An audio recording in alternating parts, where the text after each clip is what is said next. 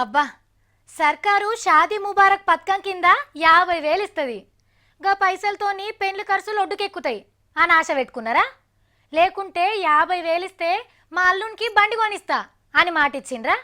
50,000 ఇస్తే నేను బంగారం గొలుసు చేయించుకుంటా అని ఎదురు చూస్తున్నారా? అయితే జరాని రోజులు ఆగాల్సిందే. గీ పైసలను నమ్ముకొని ఎడనన్న అప్పు కడతామని మాట ఇచ్చారు సుమి. ఆయనతో ఇజ్జత్ పోగల్లా. ఇప్పట్లా షాదీ ముబారక్ పైసలు వస్తాయని మాత్రం అస్సలు ఎదురు చూడకుండ్రి.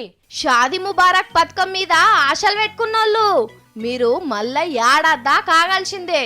ఎందుకంటే ముస్లిం ఆడపిల్లల పెండ్లి కోసం సర్కార్ తీసిపెట్టిన కట్నం పైసలు ఒడిచిపోయినాయట.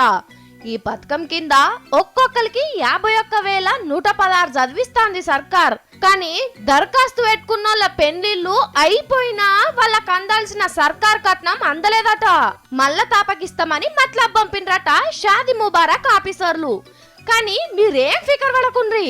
హద్వరకు పిల్లగాడో ఊడితే పాల ఖర్చు, హార్లిక్ ఖర్చు, బట్టవాల ఖర్చుకైతే తీండ్రి. అనుకున్న దానికంటే ఎక్కువ మంది దరఖాస్తు పెట్టే వరకు గీ తక్లీఫ్ వచ్చిందని చెప్పిండు చిన్న ముఖ్యమంత్రి మహమూద్ అలీ సార్. ఇక ఎస్సీ ఎస్టీల కోసం పెట్టిన కళ్యాణ్ లక్ష్మి పథకం అయితే 3 ముళ్ళు 7 అడుగులు 100 ఏళ్ల జీవితం లెక్క సాఫీగా సాగుతున్నదట. సర్కార్ కట్నం తీసుకున్నట్లా కర్వు జిల్లా పాలమూరోళ్ళు ఫస్ట్ ఉంటే నిజామాబాదోళ్ళు గా పైసలు ఏడ సరిపోతాయని నిలుగుతున్నారట.